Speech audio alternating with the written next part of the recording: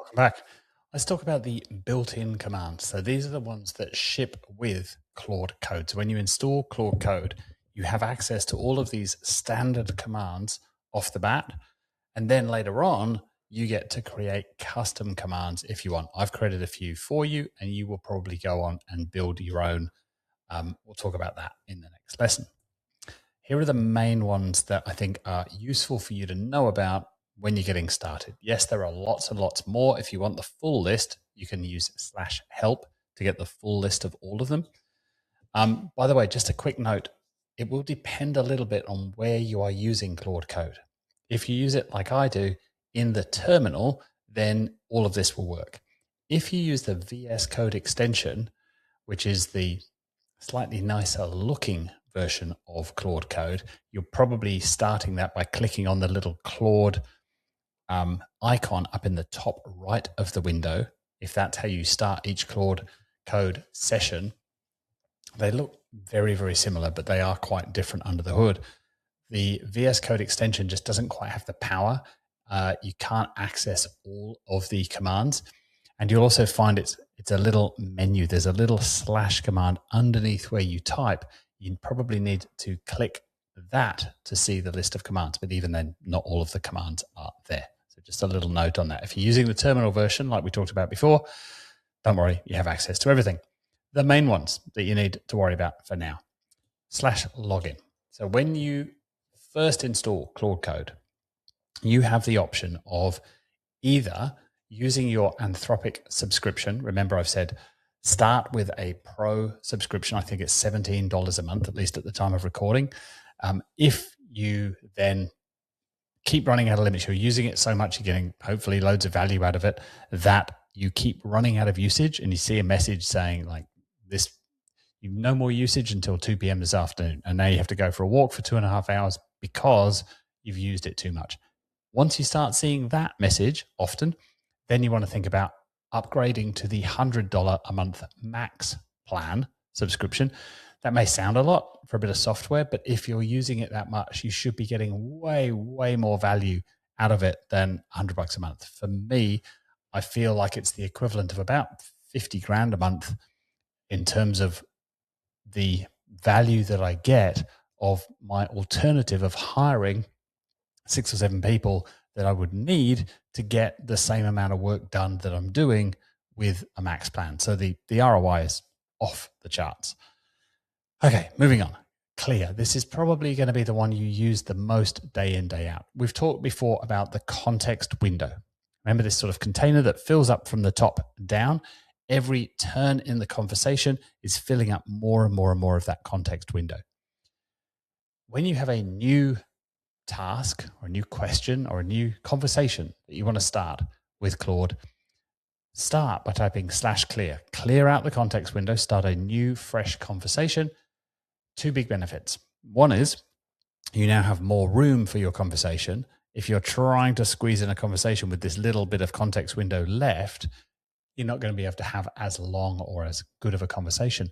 But critically, it also means that it sort of clears out that recent memory. It's not thinking about all the stuff you've been discussing for the last 30 minutes, which might skew its answer in the new conversation. Because you've just been talking about XYZ. Now you ask a question about ABC, but you've been talking about XYZ for the past hour. That is sort of still in its short-term memory, if you like. So /clear cleans all of that out. And now when you ask a question about ABC, it is focused on ABC and you're going to get better answers. /please was not meant to be in there. Sorry, that was a typo. Let's move on. /usage. If you want to see how much of that, Claude operates on 2 windows, a 5-hour usage window and a weekly long usage window.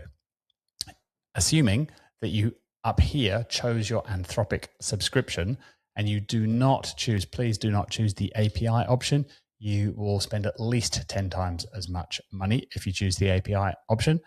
Usage will show you how much of that current 5-hour window you've used. It gives you an idea of how much longer you can continue using it. And again, if you keep hitting that 100% usage, then you're probably going to want to think about upgrading to max. Copy, I've used quite a lot over the past couple of weeks. So the last response / copy, as it says here, it will copy that last response to the clipboard. So if I've asked it to write a reply to a LinkedIn message, I can then just paste it in there, or a draft reply. I'm thinking for Gmail, it has access to my Gmail. That took a little while to set up. When I need it to draft a reply to an email, it does that and it puts it in Gmail for me. But if I didn't have that connection set up, this would be very useful. Here's the email, paste it in, help me draft a reply. It gives you something you go, actually, that's pretty good. / copy it to the clipboard, paste it back into Gmail, make a couple of tweaks and hit send. Very, very useful command. Plan is a newer one, but very, very useful. It puts Claude into planning mode, which when it's in planning mode, it won't make any changes to your existing files. Sometimes it gets a bit eager and it rushes off and says, oh, I've got a great idea. And it starts to plan, but then it goes and implements before you've even said if the plan is a good idea or not. So plan forces it to only think in planning mode, and it won't make any changes to any of your files. And I have a plan folder in my brain. So all new plans get saved as markdown files. They get saved into that plan folder, and then typically in a new conversation / clear, drag in the plan and say, right, go to work, start actioning this plan. I'll talk more about that later and some tricks for doing that. But for now, just know that there is a command there to help assist you to plan out tasks, especially those that need a bit more thinking up front. And then rename is very useful. You can name the conversation. So it's just going to help you find it again later. Sometimes I'll have a conversation. I think that task is complete. I'll move on and have a bunch more conversations. And then 2 days later, I'm like, oh, bugger, I want to continue that conversation. It's going to be easier for me to go back to continue that conversation because I've given it all of the context.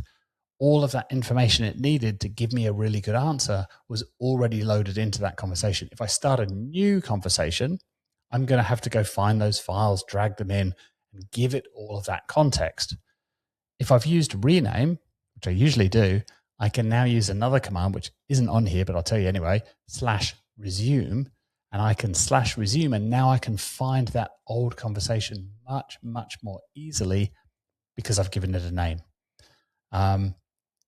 At a minimum, I'll typically start each day by just firing up Claude Code and then immediately just /rename Wednesday, just so that I know this was the conversation I started Wednesday with. And then as I progress, or as I have a conversation for a specific task, maybe to action one of the plans that we've created, then I will early in the conversation rename that conversation based upon the thing that we're working on. And it just makes it easier to find again later. It's quite a useful tool. Speaking of tools, let's go build some. So in the next lesson, we'll talk about how to create your own custom commands. See you there.